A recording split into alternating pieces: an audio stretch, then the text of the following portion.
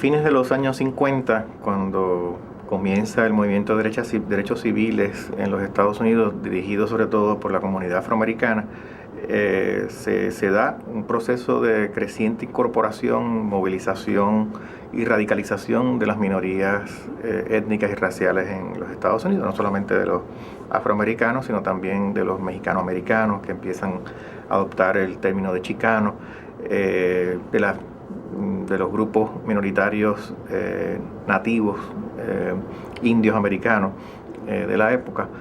Y los puertorriqueños también se unen a este tipo de movilización colectiva en pro de la mejora de sus derechos civiles, siguiendo sobre todo el ejemplo afroamericano de protestas y de organización de comunidades y de reclamos públicos a las autoridades americanas. Yo vengo de un pueblo pequeño en el centro de la isla llamado Aguas Buenas. Aguas Buenas es importante en nuestra historia porque en un momento dado Albizu Campos se mueve desde Río Piedra, Villa Palmera, huyendo de la persecución, y se va a refugiar en Aguas Buenas, que era un centro nacionalista. Y yo me crié dentro de esa tradición. Mi papá era socialista, pero con tendencia hacia el independentismo. Y yo veo que allá hay una persecución a la escuela, Y mi hermano, que estaba aquí en Nueva York, me invitó a venir para acá unas vacaciones. Yo no sabía que los planes eran de esto, que me quedara por acá, pero me quedo. Empiezo a buscar trabajo y me quedo aquí, estudio la maestría. Mis padres me trajeron aquí a la edad de 3 años. O sea que yo no tuve nada que ver con eso, porque yo tenía 3 años y me trajeron aquí. Y básicamente el resto de mi vida yo he vivido aquí en la ciudad de Nueva York. Y pues llegamos aquí en el 1950. Ahí pueden ver los numeritos. Yo me crié acá y me eduqué acá y en verdad nunca viví en Puerto Rico, que no sea los primeros 3 años de mi vida. Hay 2 distintas clases de puertorriqueños en este país en ese tiempo. Los puertorriqueños, vamos a decir, un poquito más americanos, y los puertorriqueños un poquito más puertorriqueños de Puerto Rico. Por ejemplo, a group of us were touched more when we were young, and I'm talking about 16, 15 even, 18 years old, 20 years old maybe, by what was happening in this country with the Black Civil Rights Movement, as it was called then, and then later the anti-Vietnam War movement, or the early student protests on college campuses, and we were caught up in that as everybody else was. There was another group of people, though, that had stronger links to the island because they were more recently arrived or was in their family more, and so they always knew about Albizu Campos and the Nationalist Party. Some of us did not know that. We came to a common point through struggle. I was one of those, for example, who knew more about Malcolm X, even more about Sojourner Truth and Harriet Tubman and the early slave insurrections in this country than I did anything about Puerto Rico. Aparte de la conexión con la comunidad afroamericana, había surgido ya una nueva generación de líderes puertorriqueños nacidos y criados en Nueva York y en otras partes de Estados Unidos que se sentían desvinculados del proyecto oficial del Estado Libre Asociado y particularmente de la Oficina de la División de Migración. Este periodo de los 60 y 70 es el que comienza a registrar una creciente división entre los intereses y las necesidades del gobierno de Puerto Rico según estaban articulados en la Oficina de Migración y los intereses y necesidades de la comunidad. Intereses y necesidades que iban mucho más allá de mantener el vínculo cultural o político con la isla y que ya estaban más orientados hacia problemas inmediatos de la comunidad, como era la pobreza, la exclusión, la discriminación racial, los problemas de vivienda, los problemas de educación, especialmente bilingüe. También es la época en que se fundan organizaciones como la Puerto Rican Legal Defense and Education Fund, siguiendo el modelo afroamericano de establecer litigios para lograr establecer una mayor equidad en todos los ámbitos de la vida social, pero principalmente en la educación y sobre todo en la educación bilingüe. El derecho al voto es otro de los temas que atrae a una gran cantidad de ellos. Del 65, diría, desde el 62, 63, 64, empieza un proceso donde ciertos líderes locales, aquí localmente entre María Sánchez, Eugenio Caro, Soto, Mildred Soto, Tony Soto, tuvieron que empezar un proceso de registrar votantes. Acuérdate también que había mucho discrimen en términos de quién era elegible para ser un elector. El famoso caso que empezó en Nueva York de Katzenbach v. Morgan, donde se le pedía y se le exigía un examen de alfabetismo para poder matricularse como elector, y eso hacía de que el número de votantes fuera más pequeño. Así que parte del proceso fue educar a la comunidad de cómo era, qué era lo que se tenía que hacer para entrar en el sistema y la importancia para participar políticamente. Así que eso fue un aspecto que fue nuevo para nosotros. Y eso fue 65, 66, 60, por allá. Fue la primera instancia de una identidad de envolvimiento político alternativo de parte de los puertorriqueños. Pues estaba Ramón Acevedo y toda esa gente en Nueva York trabajando en eso. Pero entonces, parte de la lucha que se estaba lanzando, parte de las demandas que se estaba haciendo, y parte del resultado de ese trabajo fue el movimiento de puertorriqueños a las universidades de la ciudad. Puertorriqueños de segunda generación, nacidos acá, es la generación, ¿no?, de los 60 que crece con una influencia enorme del movimiento de derechos civiles afroamericanos y comienza o continúa o presiona a demanda por sus derechos. Y parte de esas presiones van también a que se tenga un entendimiento, entre comillas, correcto, un entendimiento más real, tal vez es la mejor forma de decirlo, un entendimiento más real de cómo son nuestras comunidades acá. Lo que predominaba en los años 60 pues eran estos estudios de patología social, donde encabezados, claro está, por La vida de Oscar Lewis, ¿no?, de la cultura de la pobreza, en San Juan y acá en Nueva York, de estudios que en inglés llaman de déficit social, ¿no?, de qué era cómo nosotros no nos adaptábamos, cómo los puertorriqueños no eran como los otros inmigrantes anteriores y no se adaptaban a la vida urbana acá en Estados Unidos. Un estudio muy importante dentro de esa tendencia es el Beyond the Melting Pot de Nathaniel Glaser y Daniel Patrick Moynihan. Puerto Ricans in the early 60s began to develop institutions, and people weren't sure how to characterize us. In the early 60s, there was a book by Daniel Patrick Moynihan and Nathan Glaser called Beyond the Melting Pot. In early 1961 it came out. They theorized, they looked at different ethnic groups in New York City, and they said, look, the problem that blacks have, or Negroes as they used to call them back then, was that they have a colonized mentality. They feel, as a group, that they're oppressed by American society. And so they have this notion that as a group, the society owes them something. They hold the society accountable. And they were arguing that that's defeatist, because the way you make it in American society is as an individual. You come here, you work hard, and that's the American dream. When you start thinking collectively as a group, and you start holding the society accountable, there's something that's very un-American, and that's not going to be a good thing.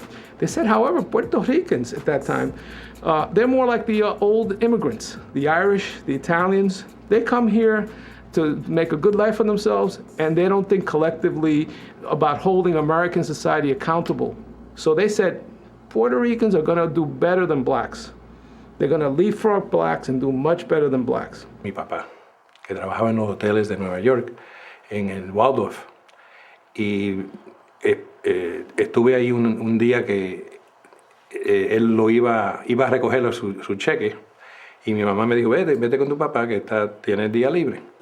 Cuando voy, yo tenía como 7 u 8 años, y mi papá, yo lo oigo que está hablando con el jefe, un irlandés, y el irlandés le sale y le dice, y mi papá le dice, yo estoy con mi hijo, y él le dice, I don't care, send him home. Él dice, pero él tiene más que 8 años. Y dice, I don't care if you don't work today, you're not going to work on Monday. Entonces mi papá vino para atrás y me dijo, te va a tener que ir en tren solo, porque yo tengo que trabajar. Y la mirada en su ojo, en su rostro, pálido, con los labios secos y con casi lágrimas en su mirada. Yo lo miré y miré al señor que le había hablado mal a mi papá y yo sentí como una rabia, una rebeldía.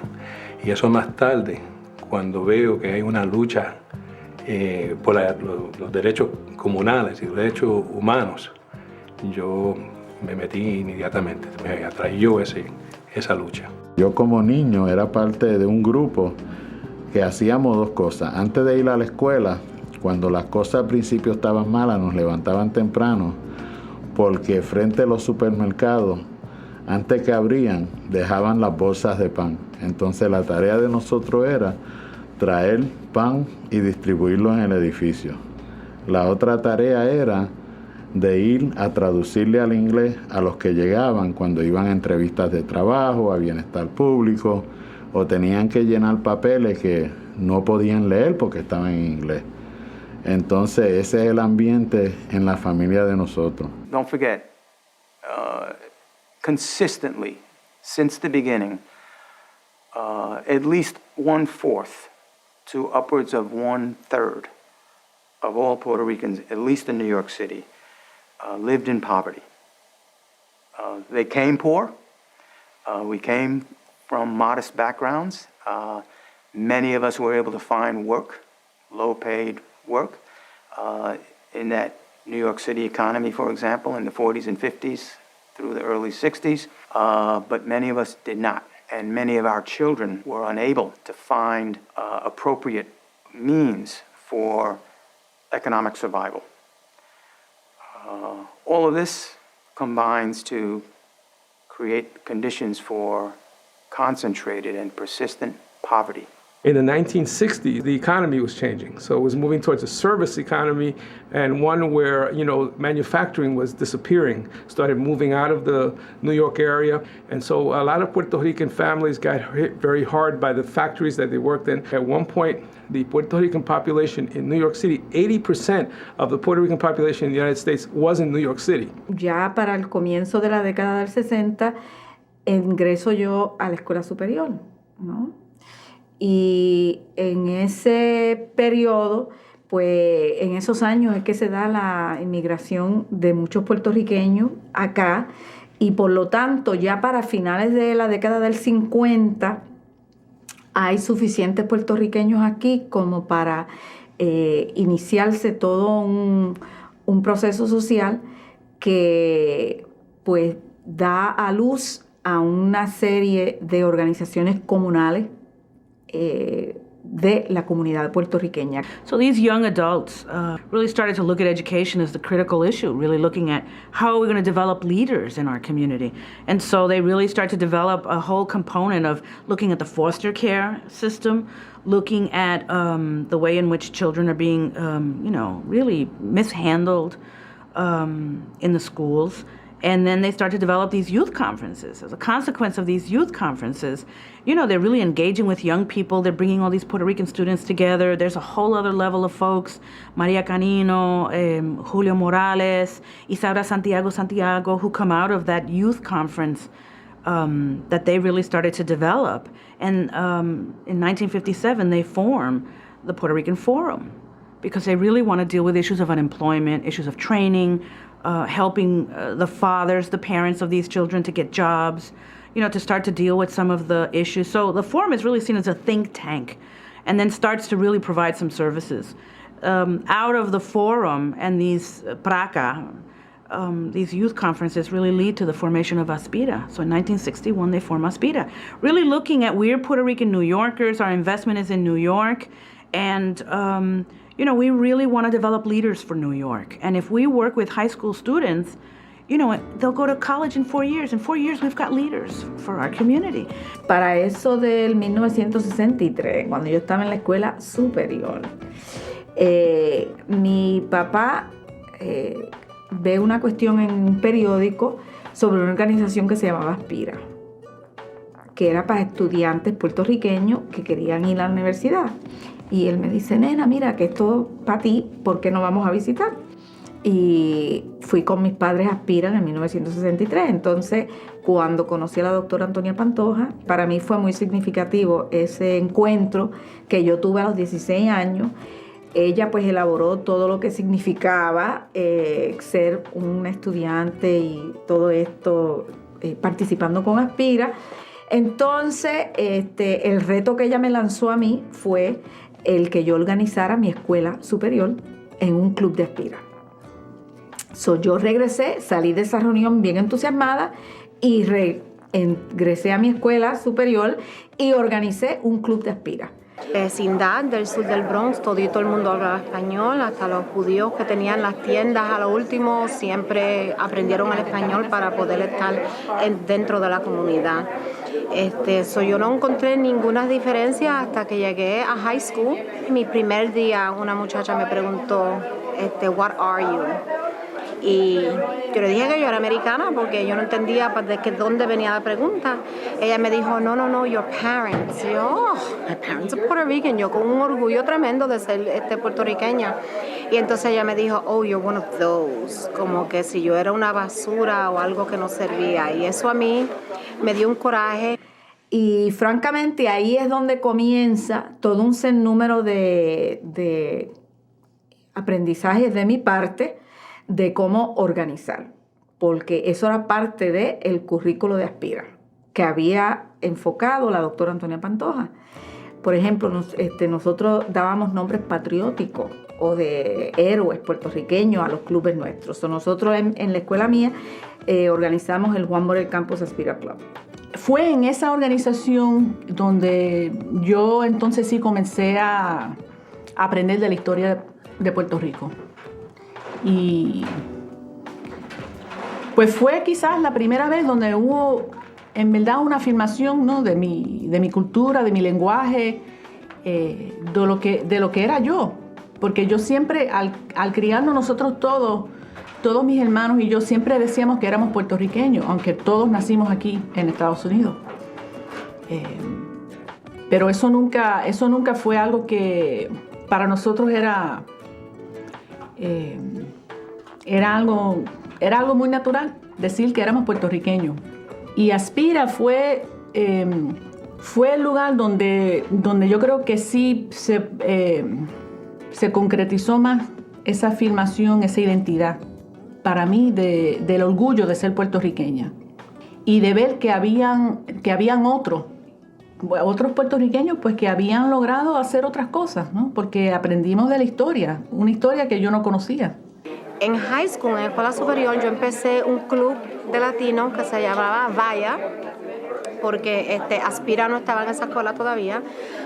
En el club de Vaya, mi último año de la escuela superior fui la presidenta y hacíamos cosas culturales, que hicimos una comida celebrábamos siempre el día de Puerto Rico Discovery Day, que es el 19 de noviembre, lo celebrábamos todos los años y todos los muchachos del club traíamos comida y vestuarios y baile para enseñarle a la escuela, que no nos podían tumbar, éramos un poquito 5% de la escuela entera, pero que sí, que queríamos enseñar la cultura de nosotros. Y como yo era dirigente de mi escuela superior y yo había organizado mi escuela y formé parte del grupo a nivel de la ciudad de jóvenes que organizó Aspira, que ese año, luego yo fui nombrada como parte de un grupo que hizo un viaje a Puerto Rico, el primer viaje de estudiantes neoyorquinos. Había tremendos periódicos, nos recibieron con primera plana de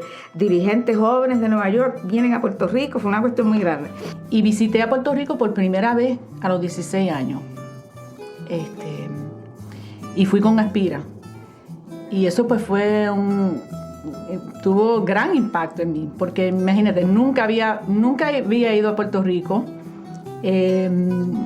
Mi mamá no había ido, hacían más de 25 años, yo creo. No había regresado a Puerto Rico. Se fue a los 19 años y nunca regresó. Yo fui a Puerto Rico cuando tenía 20 años, por la primera vez. Yeah. Pero me recuerdo cuando era pequeño, cuando mami recibía cartas de Puerto Rico. Yo abría los sobres y los huelía porque quería saber tanto de dónde venían los padres míos. Y entre las cosas que ella organizó para nosotros fue un encuentro con dirigentes independentistas en Puerto Rico. Yo conocí yo tenía 17 años, acababa de terminar la escuela superior aquí, y pues allá nos reunimos con Rubén Berrío y fue un encuentro muy bonito y fue lo que en verdad empezó a despertar en mí el querer conocer más sobre la historia de Puerto Rico. Entonces, parte del currículo era estudiar la historia de Puerto Rico y nosotros nos enamoramos de la cuestión de los nacionalistas, entonces decidimos que todas las reuniones íbamos a ir vestidos con faldas blancas y blusas negras, con los colores de que usaban los nacionalistas, y todo el mundo nos decía que éramos unos subversivos en la escuela, tú sabes. Pero esto fue, en verdad, el comienzo de todo un aprendizaje. And so they created Aspira really to develop a cadre of leadership for the Puerto Rican community, but a cadre of leadership that wasn't about personal aggrandizement, it wasn't about careerism. In the early days, Aspira was absolutely about how do we train leaders to give back to our community, to help us take care of our own, to help us deal with the issues that we have to deal with in our community, to really deal with those social issues that have beset our community and are keeping our community back. So we are no longer a mass of rural workers from the island coming and but working. See, we were working. We had income. We had living arrangements. If they weren't public housing, they might have at least been in some tenants which were rent controlled. You know, I always say, I grew up in rent control. My father earned minimum wage. If it wasn't for those things, who knows where we would have had. They were part of the social safety net, okay? So that new groups could find places and make a transition to eventually moving out. That transition never happened for Puerto Ricans and for many African Americans in U.S. cities and for many Mexican Americans as well. The next edition of the book, Beyond the Melting Pot, they have a new introduction. They said, we don't know what happened. Puerto Ricans are just like the blacks. We don't know, you know, it's this thing with ethnicity, this resurgence of ethnicity, that these people got caught up in this stuff, and look what they did. They started acting like blacks. The society just was not equipped or willing to provide the means and the conditions by which hard-working people could have their children move up through good education and find jobs for the next generation. We should never forget that there was always a significant small business sector, ownership sector, within the Puerto Rican community of that first migration as well, as is true with every migration. But the next generation wants to follow sort of the path of what is deemed as successful and achievement in this society, which is professional positions through higher education. También yo fui miembro de una junta al nivel comunal que se llamaba The University of the Streets Real Great Society en el Bajo Manhattan. Yo era la única mujer miembro de la junta, que eso era una experiencia de por sí, porque esto fue un esfuerzo de jóvenes, la mayoría puertorriqueños, que habían sido presidentes de distintas gangas. Y cuando ellos, Chino García y toda esta gente, entonces yo era del Bajo Manhattan y me conocían y todos ellos me protegían a mí, y yo fui miembro del RGS, Real Great Society University of the Streets. Y durante esa época pues empecé a participar y ir a actividades del MPI, y entonces para el 68, que ya fue un año bien significativo en muchísimos lugares del mundo y aquí en Nueva York también, pues yo empiezo a hacer algún trabajo más bien de desde afuera con el MPI. So what happens by the late 1960s, the kind of organizing that begins to occur around the context of a civil rights movement, Puerto Ricans are seeing what's going on around, and they're seeing blacks defending their rights. And there are many times in a place like New York City, where remember the bulk of Puerto Ricans we live side by side with black communities. This is not like other places where you have a Latino barrio and then the black ghetto is someplace else. We're like, East Harlem and Central Harlem are right next to each other. That's, and that happens in Brooklyn and the Bronx. So what happens is that Puerto Ricans are very much attuned to what's happening in terms of the black community. We were close to the African American culture because they were in the same situation that we were at that time. They were living in low-income housing. Imagine that the two barrios in Chicago were Skid Row barrios. Ahí era a donde vivían los bones, los borrachones y todo eso. Pero esa era la única vivienda que podíamos vivir at that time, that we could afford. So a lot of Puerto Ricans might be ashamed where they came from in Chicago, but they came from Skid Row. Yo creo que para muchos puertorriqueños criados en Estados Unidos, tú sabes, el problema de identidad es fundamental y tenemos una identidad puertorriqueña, pero dentro de Estados Unidos también éramos clasificados como negros, o algunos blancos también, y bregamos con esa realidad múltiple y variada y muy compleja. Yo, por ejemplo, no tenía conocimiento de Puerto Rico que no sea a través de los padres. Yo nací en Puerto Rico, pero me crié en Estados Unidos, nunca había venido a Puerto Rico. A Puerto Rico lo sabía a través de los padres, como una utopía, pero el conocimiento real era allí, la 105, la 125, el Harlem y la situación en Estados Unidos. So, mi integración política fue a principio con el movimiento afroamericano. My father, who's Puerto Rican, born here, would take me as a child to hear Malcolm X speak on 125th Street. My grandfather, who came from Cuba, took me to Harlem to see Fidel and Che when they stayed at the Hotel Teresa. I was about 9 years old, and told me why this was a great thing that they threw out Batista. So I came up in that kind of environment, but I still didn't really, outside of the music, the music was always there. I came from a musical family. My uncle is Joe Valle, so I mean, my house was always a place where the musicians stayed. So thank God I had some cultural link, I knew clave, but the rest of it I had to find out later. Ya para muy temprana edad, en la escuela intermedia, ya yo estaba envuelto con otros compañeros afroamericanos en estudiar la historia afroamericana y ubicarnos dentro de ese contexto. El Partido Nacionalista, existía el Partido Independentista, pero en términos de sus raíces con la segunda, la tercera generación, había sido muy poca. Pero es a través de la visión internacionalista de las Panteras Negras que yo me entero, por ejemplo, del movimiento puertorriqueño, y después me empiezo a interesar, a leer qué es lo que estaba pasando en Puerto Rico y a buscar mis propias raíces. Our young people in the late 60s begin to start questioning their identity, questioning their place in American society, and they start looking for things that make sense, and they start connecting again to their culture. The independence movement begins all of a sudden to make a resurgence here. One way it makes a resurgence here is that one of the things that these kids started fighting for is Puerto Rican studies programs. Fíjate, cuando yo empecé a estudiar en Manhattan College, que fue donde yo estudié, yo creo que en esa clase había como 2 o 3 puertorriqueños cuando empecé. Fue en el 66. 67 lo mismo. 68 se expande el número y porcentaje de puertorriqueños dramáticamente.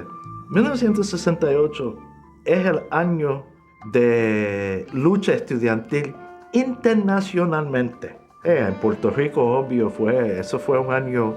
Bueno, siempre se estaba luchando, el estudiantado estaba siempre luchando en Puerto Rico, pero en el 68 fue un momento de como explosión. Y en Francia, en Alemania, en España, en Italia, todos los países asiáticos, Japón, Corea, todos esos, y aquí en los Estados Unidos, en Canadá, muchos países. Y el estudiantado puertorriqueño en la universidad cogió ese fuego y empezó a luchar junto con nuestros hermanos africanos norteamericanos para abrir las universidades a entrada, la lucha de Open Admissions y todo eso. Y se cerraron muchos recintos de la universidad. Y fue en eso, a mi juicio, fue ahí se sembró originalmente el primer momento de lucha radical por los puertorriqueños aquí en Nueva York. Es que se empieza a dar toda una lucha aquí en las universidades de Open Admissions para poder abrir las posibilidades de que muchos jóvenes como yo, que no tenían las posibilidades de entrar a una universidad, primero por la finanza, no teníamos el dinero, y en algunos casos que quizás no llegábamos a los niveles de los requisitos para entrar a las universidades de 4 años. Y entonces, pues, ese movimiento de Open Admissions, pues, abrió una puerta para que entonces más jóvenes de ingresos mucho menores pudieran entonces ir a las universidades. One of the things that was very authentic about our reality is that we all came from poor working class backgrounds. We were breaking into these institutions that we had no idea what the hell we were getting into. Tú sabes, I wound up going to Columbia University, right? When I got to Columbia, I would go back to the neighborhood, Williamsburg and Brooklyn, and people would ask me, where are you? We haven't seen you. And I said, well, I'm studying in Columbia. They go, why the hell did you go all the way to Columbia, South America? You could go to school here. I go, no, it's a school up in Manhattan. They go, no, there's a college up there. We didn't know. When I got accepted, I was called in the middle of the night and said, mira, tírate para allá. I was with Aspira. Go down there to get interviewed at Columbia. There's student disruptions. They're putting pressure on the school. They interviewed me in the middle of the night, a community member and an admissions person, and there was a bunch of us Puerto Ricans there, and they interviewed, and the students were taking over. Juan Gonzalez and guys were taking over the campus. This is 68. And I saw how I got admitted. I got admitted through pressure. They interviewed me, and then they sent me, and my school couldn't believe that I got into Columbia because there was all this pressure. Esto llega en algunos recintos de CUNY como City College a una verdadera guerra civil entre estudiantes minoritarios puertorriqueños y afroamericanos que cierran la universidad y los otros estudiantes, en su mayoría blancos, ¿no? Con la policía, que tratan de abrirla y de impedir que estos estudiantes se manifiesten. Es una época de mucho activismo, una época de mucha violencia. Y esa efervescencia que había en todo Estados Unidos, y claro, en Puerto Rico también, pues allí nosotros, eso se reflejó en que nosotros también le exigiéramos a la universidad Boston y Worcester, ya que la misma universidad donde va a enseñar allí mi esposo, que abriera las puertas y para un proceso de matrícula abierta para los estudiantes puertorriqueños y afroamericanos. Tomamos un edificio, nos apoderamos de un edificio allá. And I was very uncomfortable, and boy, did I feel very Puerto Rican, and going in there. And the same thing with the people I went to the City University. It was a new experience for us. We couldn't go to our parents, and we didn't have family members that we could say, how is it like to go to college? What's college like? You don't say. Good luck.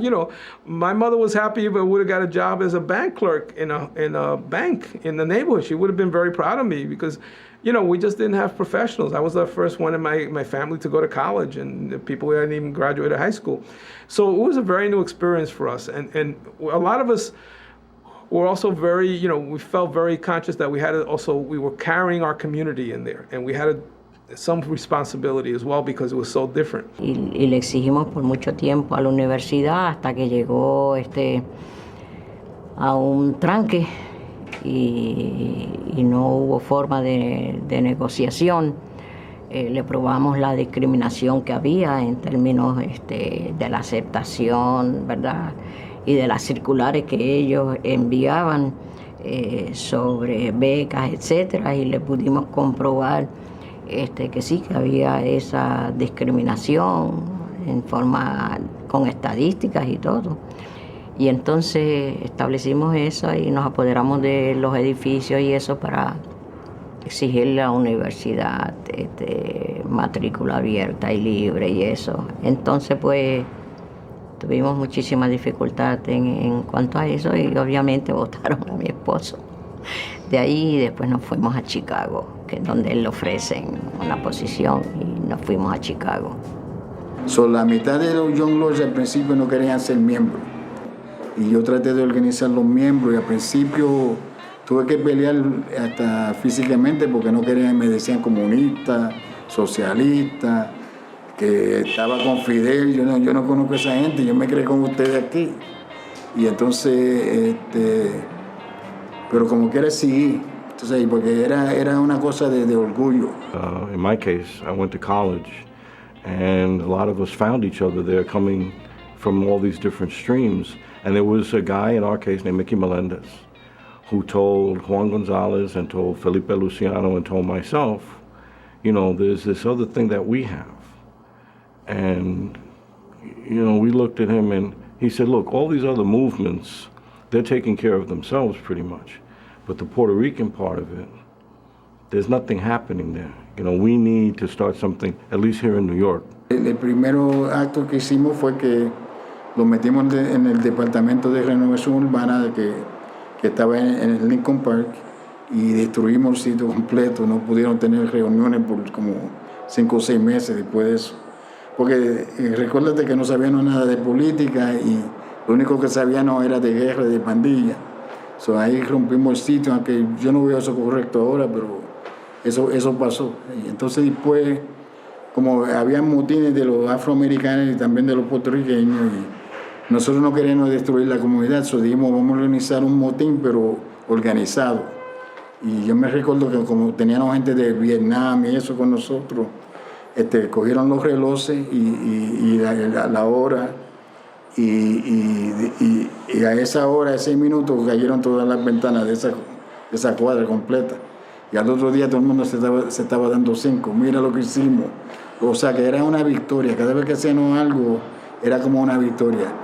Pero entonces nos dimos de cuenta que nosotros los puertorriqueños no habíamos tenido lo que tienen los afroamericanos, que ellos tenían un tiempo de derechos civiles, o sea, que de demostraciones. Y nosotros ya estábamos en la guerra, ya estábamos haciendo revolución, y entonces dijimos, vamos a tener que cogerlo con calma, porque si no, la policía los va a destruir antes de crear un movimiento. Entonces empezamos a coger el lado de Martin Luther King y hacer demostraciones, y tuvimos las primeras demostraciones por la autodeterminación de los puertorriqueños allá en Chicago, y todas las demostraciones que teníamos nosotros no habían menos de 1,000 personas. We heard that there was something similar going on in Chicago, and a group of us got into Mickey's Volkswagen and drove from New York to Chicago, which is it's like a 23-hour trip. It's an amazing trip in a beat-up Volkswagen. And they were very loose over there, you know, and they said, yeah, you guys want to start this, because they call themselves the Young Lords Organization. You want to start it in New York? Go ahead, you know. And we did. Los Young Lords, en una de sus demandas para que se le diera servicio de desayuno a los niños del área de la 110, la 111, en ese área del barrio, toman la iglesia. Para la iglesia, una iglesia episcopal, me parece, no, metodista, perdón, para que esta iglesia sí le diera, le facilitara las facilidades del espacio que tenían para ellos iniciar ese programa. Well, the thing took off. I mean, the word spread through the projects and through the tenements, and people started bringing their kids in. You know, we had 1 program, and then we had 3, and the demand was great, you know. So we needed space. And we found a church on 111th and Lexington that was empty 6 days of the week and was a pretty big church, and they had all this space.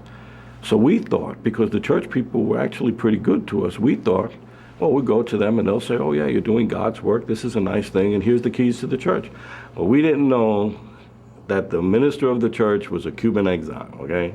And when he sees us coming, he sees Fidel Castro, you know, and we're talking breakfast and comunita, you know, and they threw us out. One Sunday, people went to church and there was more people going to church that Sunday than other Sundays maybe. But when we got into church, we announced that everybody who wants to go can go, but we're taking the church over. Now, because we had done our homework, a lot of the people who helped us were the abuelitas. You know, a lot of people wondered, how did we get in that church and how did we get the guns in that church? How did we get the chains? The abuelitas. It was all under their coats.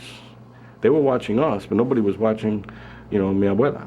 Recuerdo cuando Felipe Luciano me señaló, me dijo, José, que si lo podía ayudar en el sentido de que ellos tenían muchas dificultades en expresarse en el español, estaban en la práctica del español, en conocer el lenguaje.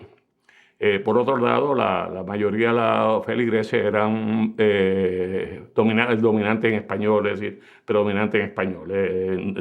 Tenían grandes dificultades en el entendimiento del inglés. En ese entonces yo le hablé a los feligreses, le hablé a la dirección en nombre no solamente de los John Lords, en nombre de la demanda en sí de los niños. Y se creó una negociación, es decir, se le permitió el uso del espacio por un periodo a los John Lords. We didn't realize then that that's also one of the slowest news times of the year. So cameras came from all over to shoot this network. They came from Russia, from Scandinavia, all over the world, and put this on TV. I had a cousin that I forgot about, who grew up as a military brat. His father was a career Air Force officer, and he called from Japan saying, do you know you're on TV in Tokyo? You know, they saw my mother, because my mother would talk about how proud she was of what her son was doing. So I just saw Sally on TV in Tokyo. It's interesting that at that time, the programs from the federal government were putting in money. Programs were coming in to try to quell the disenchantment of the community. And as those monies were coming in, there were other groups linked more towards traditional parties like the Democratic Party, and they began to distribute money, kind of like making it very difficult for us. A finales de los 60, la ciudad establece un plan que ellos llaman renovación urbana. Y realmente era renovación de las comunidades nuestras para ampliar el sector de vivienda que iba a acomodar el sector financiero, que las compañías y las corporaciones estaban subiendo más y más para la parte de arriba de Manhattan. Entonces, ellos tenían que desalojar a esa gente de esos edificios y a veces hasta le pagaban a drogaditos a pegarle fuego a los edificios. Entonces, pues, el comité, junto con otros grupos comunales, se envolvieron en eso. La Junta de Planificación se movilizaban la gente para asegurar que no se cerraran edificios que estaban en buenas condiciones. Había marchas y protestas. Cuando se reunía la Junta de Planificación, siempre se formaba un titingo de un tipo o de otro con la comunidad, porque esa gente, la actitud prepotente y racista era bien fuerte, ¿sabe? Eso era, a como diera lugar, empezar a eliminar esos sectores de ese área. Algunos puertorriqueños de base que pues tenían un poco más preparación o mejores credenciales profesionales, lo que sea, empezaron lo que se llamaban los programas de pobreza, que eran organizaciones de base dirigidas mayormente a prestar servicios pues, de salud básica, entrenamiento, cuidado de jóvenes en el sentido de darle programas de verano de los jóvenes, desarrollo de capacidad escolar, vamos a decir, de ayudar con los estudios y todo eso. Remedio. The anti-poverty movement in the late 60s really put a lot of money into the community for organizing. And so, people have talked about how they got their first job organizing in East Harlem through money from anti-poverty agencies. So there were some progressive forces. There were enormous reactionary forces, that took a lot of that money and created their own little fiefdoms. But there were some folks who really used that money for good. A lot of community control struggles were happening at the time. A lot of the young people were involved in those community control struggles, were very influenced by them.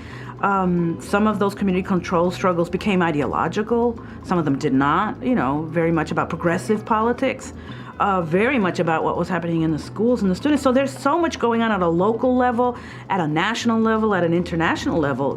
We had to do something. Había algunos programas que venían de la guerra contra la pobreza que hacían posible que el puertorriqueño estudiara, sobre todo ayuda financiera, apoyo financiero. Los departamentos de estudios puertorriqueños y el Centro de Estudios Puertorriqueños se crea, dado las demandas en la calle, el activismo político y social, las ocupaciones de edificios de puertorriqueños, acá segunda generación, a final de los años 60. Producto, claro, del movimiento de derechos civiles y del movimiento en contra de la guerra de Vietnam. Los estudiantes puertorriqueños en CUNY se ven que son una minoría. En 1968 yo he visto los números del recinto de CUNY donde soy profesor, Lehman College. Los puertorriqueños eran el 3% del estudiantado y los afroamericanos eran el 5% del estudiantado. When the struggle for Puerto Rican studies was at its peak, they started developing these programs at CUNY. So there was a demand all of a sudden for people to teach Puerto Rican studies. Well, we didn't have the people here who had the PhDs and the history about Puerto Rico. So we had to go to Puerto Rico to bring people in. But one thing that was interesting and was to me fascinating was that 1968, something happened in Puerto Rico, and that is the Statehood Party won the election. All of a sudden, the people who were independentistas at that time felt like they better get the hell out of Puerto Rico. They're probably gonna have trouble getting jobs, they may be persecuted. So what we wound up having is this push of Puerto Rican intellectuals from the left, independentistas, nationalists, populating most of these Puerto Rican studies programs. And that was an interesting process to have people like, Juan Ángel Silén, you have people, Maldonado Dennis will be coming up here as well, and Eduardo Seda Bonilla, Falcón, Luis Nieves Falcón, populating these departments and teaching those courses. Some of us couldn't speak Spanish really well. We could understand it fairly well, but we couldn't speak it. We had lost it, or lost a lot of it. I remember that Jose Antonio Irizarry, who was one of the founders of MPI, which then became PSP, was working at Manhattan Community College in the Department of Puerto Rican Studies, and he said, si tú tienes problemas pronunciar, ponte un lápiz en la boca, coge un libro y léelo. What? Okay, so I took the pencil, stuck it in my mouth, got the book, and started to read it out loud, and all this saliva starts dripping down, and I'm like, this is disgusting, I didn't want to do this. But I have to tell you, it absolutely improved my pronunciation dramatically. And so then I could say, dialectical materialism, dialectical historical materialism in Spanish. And people were like, oh, that's so impressive. It's because I had practice with this pencil in my mouth. Y la administración de CUNY, viendo, yo creo que en parte del City University de New York, viendo en parte pues que había que traer paz a la universidad, viendo también los cambios demográficos que estaban ocurriendo en la sociedad en Nueva York,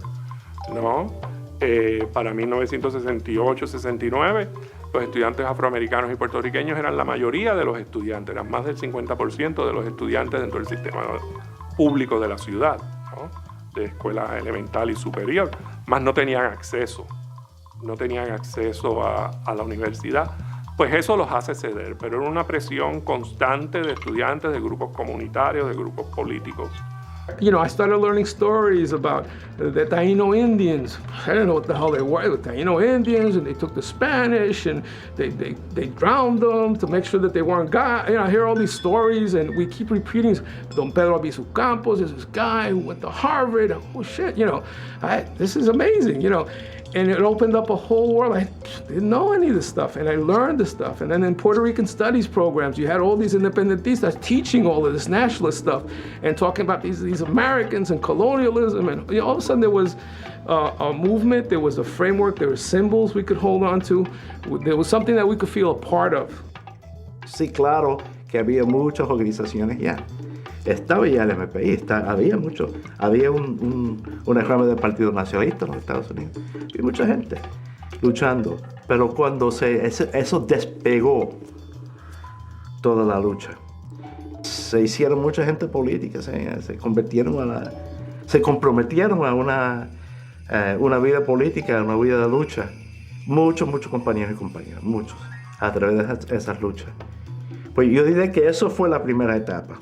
Y luego pues viene una sucesión de participantes, no solamente en términos de representación política, sino también en términos de representación en agencias de gobierno, en el sistema judicial, todo lo cual viene entonces a culminar en el 1970 con la elección de Germán Badillo al Congreso de los Estados Unidos.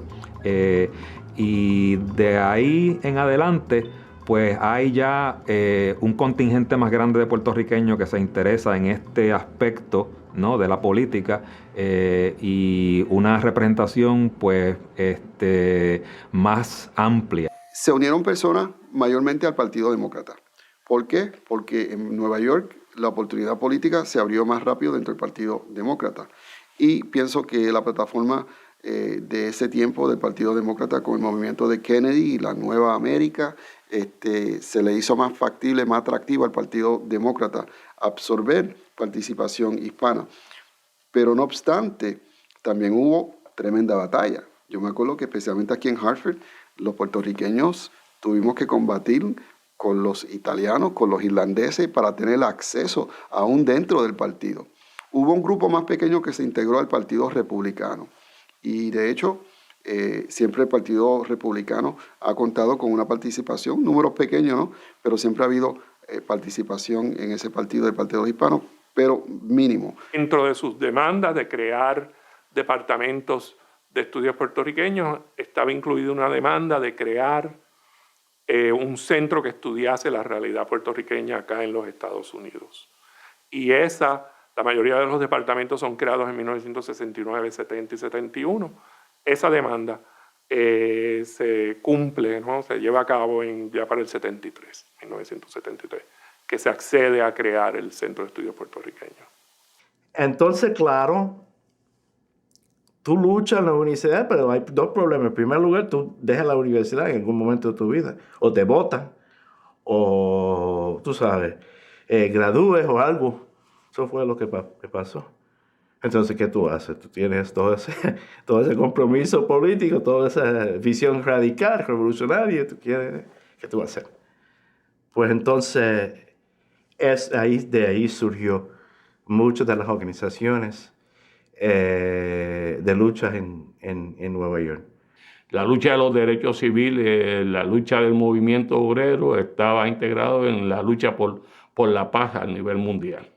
Y eso nos presentó a nosotros la coyuntura histórica para organizar el movimiento pro independencia en la ciudad de Nueva York, prácticamente en las áreas más importantes de nuestra comunidad. Organizamos tanto en el barrio, en la 108 y Lexington en el barrio, luego en el Bronx, en el área de Williamsburg, en Brooklyn. Y así organizamos un movimiento que fue creando las bases sólidas en términos organizativos. I envisioned that if they were talking about the independence of Puerto Rico, they were talking about us. They were talking about people who were in the entrails, en las entrañas of this big metropolis. And that attracted me. It wasn't so much that they were talking about the luchas comunales, because at that time they weren't. specifically talking about it, although they were trying to. There was a beginning. They were talking more towards Puerto Rican independence, but it at least was a struggle against an enemy that I considered that was oppressing the Puerto Rican people. Con los compañeros allá en toda esa área, Connecticut, Boston y todo eso, pues nosotros le planteamos la importancia que tenía la proyección de los puertorriqueños en Chicago y en todo el mediano oeste para un concepto más integral de la nación, vas viendo. Y entonces pues allí nosotros desarrollamos con muchísimas otras organizaciones. Todo lo que estaba pasando en el país, todo ese, como yo diría en inglés, porque no encuentro la palabra en español, but that unrest, that unsettling feeling, that wanting to kind of strike back, porque uno veía que no estaba bien lo que se estaba haciendo en el país con un grupo, una población que ya era parte de este país, que había desarrollado este país, que eran los afroamericanos, y que se veía esa misma discriminación y ese mismo racismo hacia nosotros también, los puertorriqueños. Nos apoderamos allí del correo. Por ejemplo, allí del correo, uno de los correos que estaba en la comunidad puertorriqueña, en donde pues con unas tácticas así medio reformistas, ¿verdad? Pues nos apoderamos allí del correo, fuimos cada uno con 1 centavo y comprábamos un sello de 1 centavo y nos metimos 250 personas al correo, y como no hablaban español ni nada de eso, pues se paralizó el correo, llamaron, ¿verdad?, a la fuerza de choque y toda esa cosa. Y nuestro planteamiento que nosotros hacíamos es que por qué se le exigía a los puertorriqueños para que no había trabajando en el correo, primero que nada, y por qué se le exigía que su idioma primario fuese el inglés. ¿Vas viendo? Ya que nuestra condición colonial, pues nuestro idioma primario pues era el español, y que había una incongruencia ahí que a nosotros pues tenían que aceptar a los puertorriqueños con el inglés como segundo idioma. Cuando llegué en el mayo del 72, doña María Sánchez y los otros líderes de la comunidad nos explicaron que había habido una serie de revueltas durante los veranos anteriores. En el verano del 70 había habido una revuelta de la comunidad por las condiciones que existían. Y la comunidad se había tirado a la calle, había protestado. Y esas protestas que hubo en el verano del 70 todavía estaba candente. Había habido arrestos, todavía había una lucha por liberar a 2 trabajadores agrícolas, Pepe y Rubén, que habían sido acusados de actos violentos. Supuestamente habían tirado un cóctel molotov y habían destruido uno de los autos de la policía, aunque después se hizo un inventario y se encontró que no había ningún auto de la policía quemado, pero de todos modos por fin los logramos sacar, pero nos costó como 5 años sacarlos de la cárcel. So there's a generation of us who's schooled, who's educated, who starts to say, you know what, this doesn't feel right. I'm not satisfied with this. We're going to redefine what Puerto Ricans are. And that's what we do. We really take it upon ourselves. There's this level of disaffection and unhappiness and rage, from seeing our parents who we love. Oh, here it comes. Being treated like these horrible people. And these are the people we love and admire who are sustaining us. The people, our circle, our network of our family. And they're being treated like shit all the time. It's too much. It's just too much. You can't take it anymore. So then, we start to look for each other. We start to find ways in which we can start to articulate, and reaffirm who we are. And that's what happens. La lucha es interesante en el sentido de que va envolviendo a uno. A medida que tú más trabajas, surgen nuevos proyectos, surgen nuevas ideas, se da cuenta uno de las necesidades. Y cuando vienes a ver, estás trabajando casi a tiempo completo. El sábado había que estar en el núcleo a las 10, recibir los periódicos, contarlos, separarlos, distribuir, buscar quién venía, quién estaba listo para la venta, quién no estaba. Es interesante, Williamsburg tenía más puertorriqueños que el mismo Cagua en un momento dado. Había alrededor de 85,000, 95,000 puertorriqueños en aquella área. Hoy no los hay. La verdad, nosotros vendíamos alrededor de 1,200, 1,500 periódicos en aquel vecindario. En esos primeros años del 70 hubo la transición del MPI al Partido Socialista Puertorriqueño. Y es en la transición que ahí se meten muchos puertorriqueños nacidos o creados en Nueva York. Ahí entran o entramos muchos. Pero el PSP se activó a nivel local, en lo que sea, hasta en por ejemplo, la Junta de Educación. Empezar a correr candidato para la Junta de Educación, empezar a exigir la educación bilingüe, exigir mejor educación para los niños puertorriqueños. Estábamos envueltos en la vida cotidiana de los puertorriqueños en Estados Unidos, siempre ligándolo con el issue de la independencia de Puerto Rico. Las juntas escolares estaban en manos de gente fuera de la comunidad, su mayoría blancos, norteamericanos. Los mecanismos de la Junta de Educación son los que aprueban el dinero para las escuelas,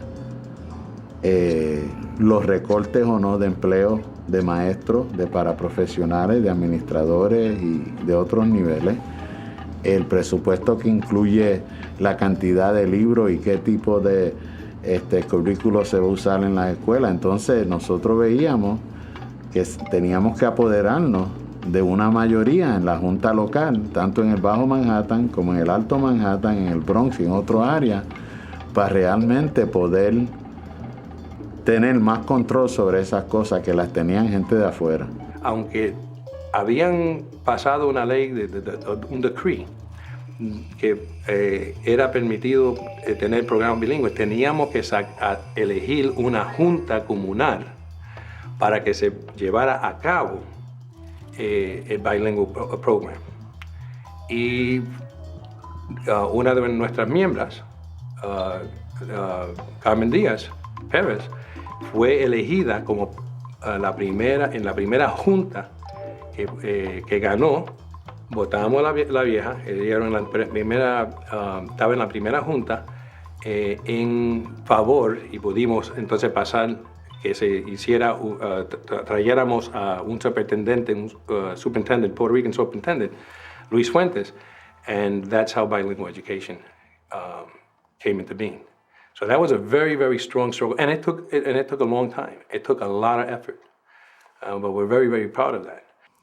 Y cuando teníamos que movilizar un gran número de personas a cualquier acto, se decía con la periferia del partido, que es una periferia que se organiza a través de la venta de periódicos. Los compañeros del PSP todos los sábados iban casa por casa, o vendiendo o también visitando a aquella gente que compraba periódicos semanalmente. What's interesting is that the parents, they knew that we were socialists, and they knew that the other organizations were socialists, but they were interested in bilingual education because they understood the importance of not only education in general, but in particular the bilingual programs, that it was going to be helpful to the children who were migrating from Puerto Rico and elsewhere into the communities of the Lower East Side and of the metropolis.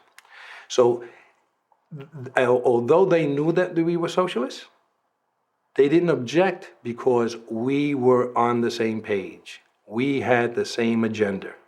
We had their agenda. Se ve a la calle con el periódico siempre, con un compromiso y una consecuencia. Todavía me emociona pensar de eso.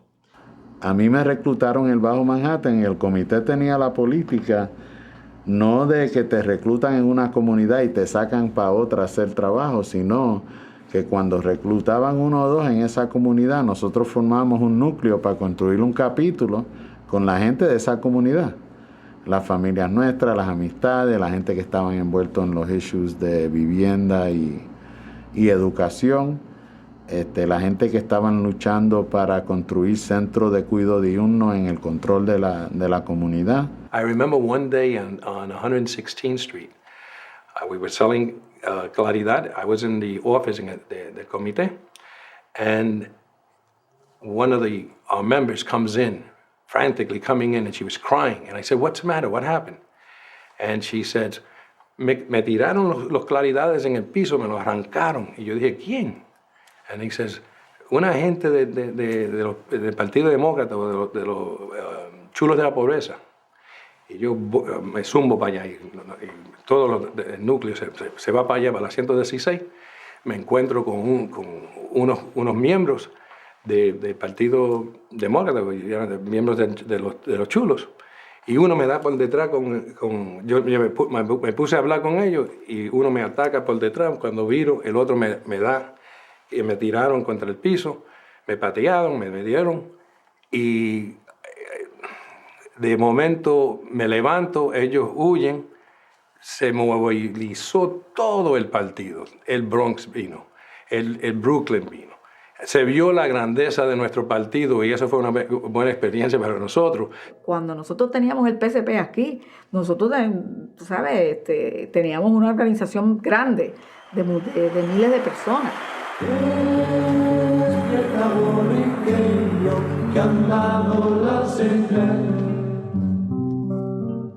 Definitivamente el Madison Square Garden en el 74 representó la culminación de un trabajo organizativo dentro de la izquierda norteamericana que comenzó desde la misma fundación de la seccional. El acto se celebró el 27 de octubre de 1974. Reunió como 18,000 personas en el Madison Square Garden alrededor de la campaña por la libertad de los presos nacionalistas y los presos políticos puertorriqueños y la descolonización de Puerto Rico. Y fue una organización amplia que incluyó los sectores liberales, de izquierda, norteamericana, blanca, afroamericana, asiática, chicana, y fue y ha sido hasta este momento la expresión de solidaridad más grande que se ha dado con Puerto Rico en Estados Unidos. En el Garden esa tarde había 18,000 personas, como 18 y pico, incluyendo seguridad y todo eso. Casi 12,000 de esas personas eran puertorriqueños, traídos por las organizaciones puertorriqueñas de Estados Unidos. Del PSP había más de 10,000. Casi 11,000 personas movilizados directamente por el partido al Madison Square Garden. Eso era la periferia. Ahora, claro, no toda esa gente eran PSPistas, así de, no, yo me muero para... No, tampoco así. Pero sí había 10,000 personas que se conocían por los miembros, los compañeros del PSP lo conocían y lo pedían. Y fue venta. La gente cree que eso es así. No. La gente pagaron 3 pesos, sí.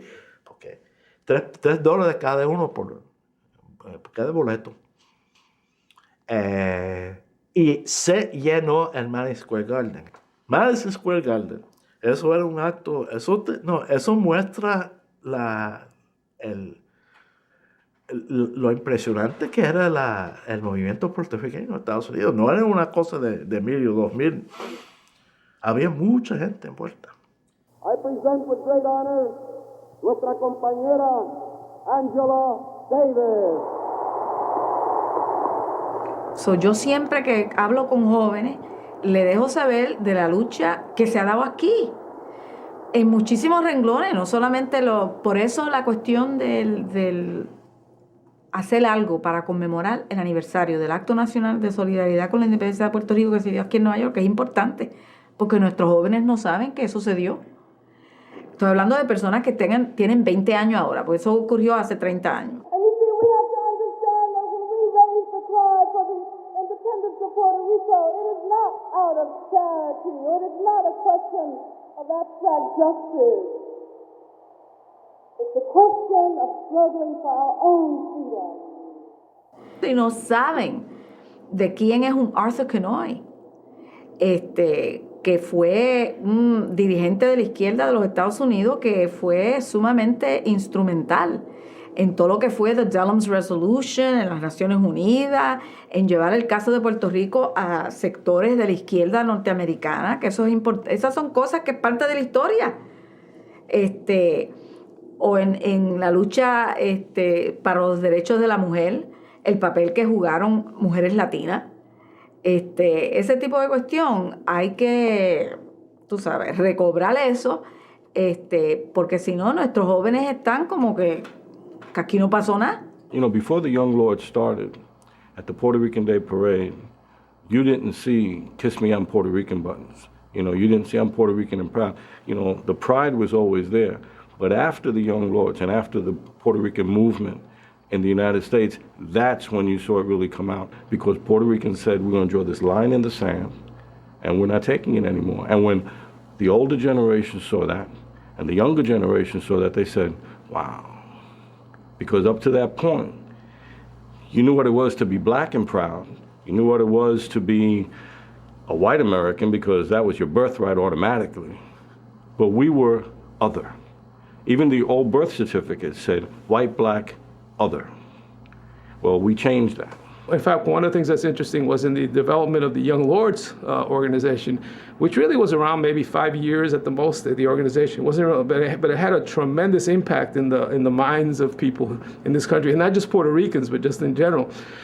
Was, I think, one of the biggest errors they, in retrospect, a lot of them felt they made was in going to Puerto Rico and trying to establish, a presence in Puerto Rico, that it really split up the organization and diverted a lot of resources.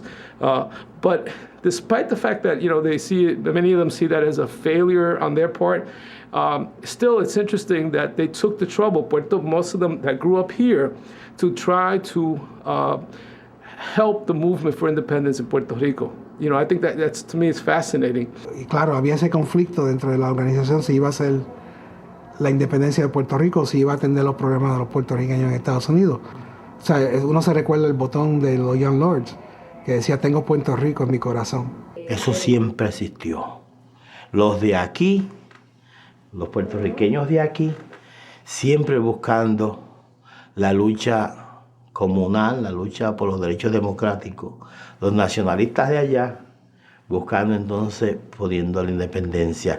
Y esa tensión de que no se nos viera como un bolsillo, ¿verdad?, donde venían a buscar chavos aquí para sufragar los gastos de allá. Eso siempre había una tensión aquí.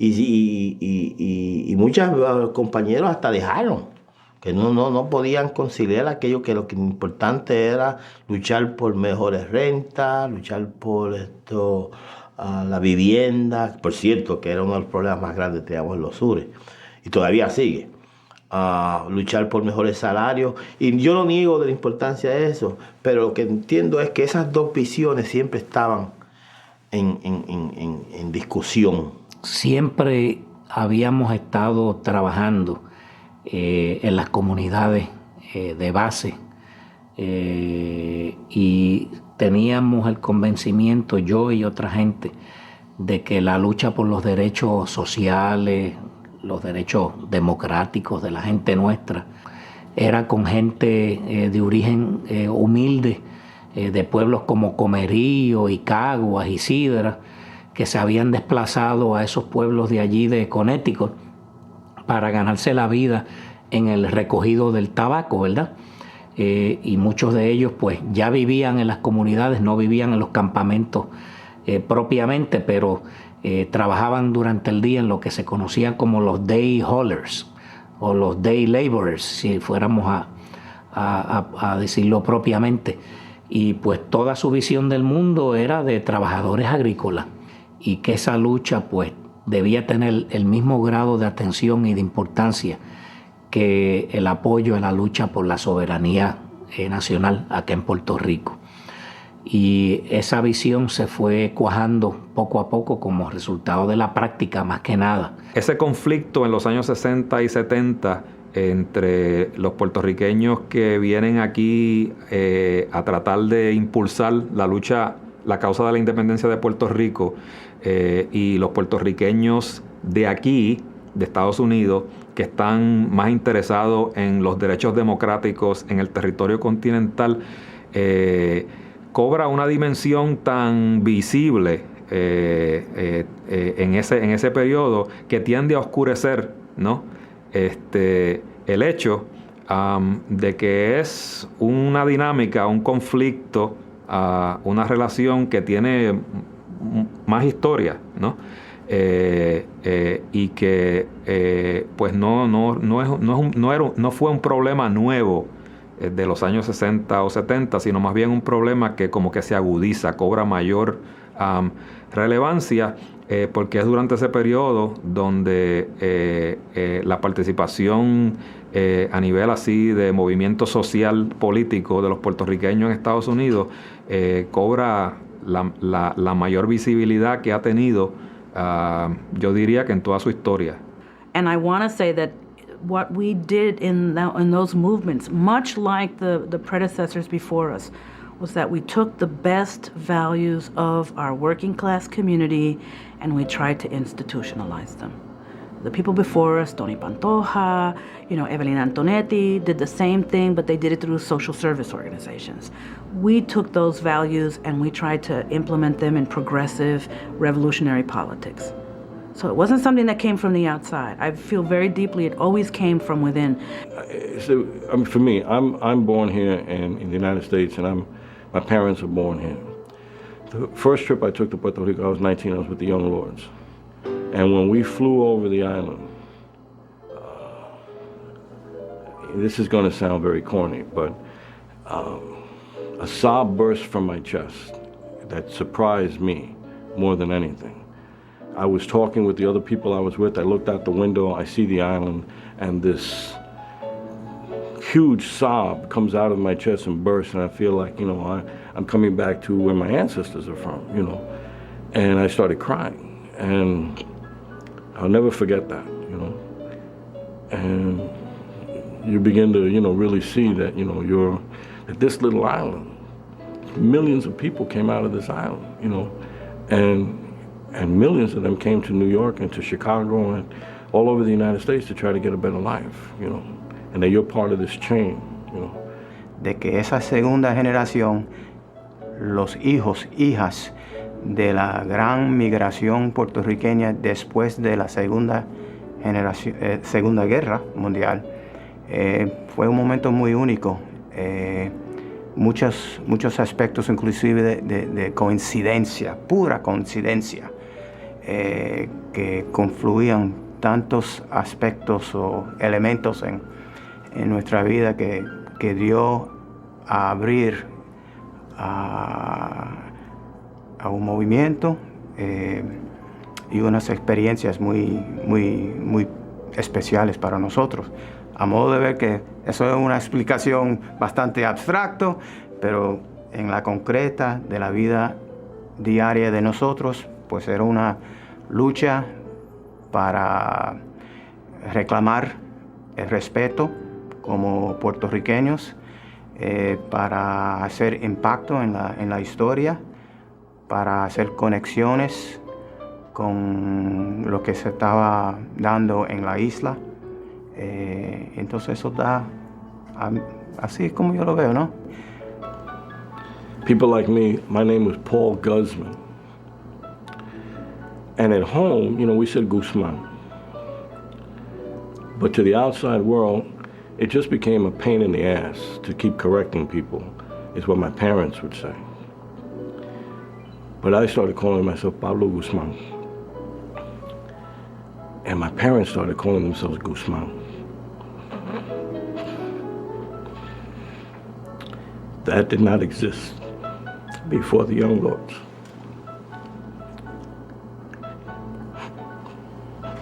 La lucha no viene porque uno quiere luchar. En esos años, cuando teníamos 20 años, 21, 22, 23, hubiera sido mejor ir a trabajar, ir al parque o ir a la playa. No, la lucha viene de verlo, de algo social, de algo que mueve el pueblo, y nosotros éramos parte de ese pueblo. Nosotros vimos algo mal, se tenía que arreglar, estamos en posición de arreglarlo, de hacer algo, y lo hicimos. Así que no es que es una cuestión de juventud, es una cuestión de lucha de clase y de presión que existe en una época dada. Para los boricuas que están ausentes, es para ustedes esta canción, porque no hay duda que ustedes quieren a su borinquen de corazón. Si un guibarito en su lista triunfa, ustedes saben darle valor, lo quieren todos, lo felicitan y lo bendicen con su calor. Boricua de la banda ya, eso sí que son borinqueños. boricua de la banda acá, Que son de veras puertorriqueños. boricua de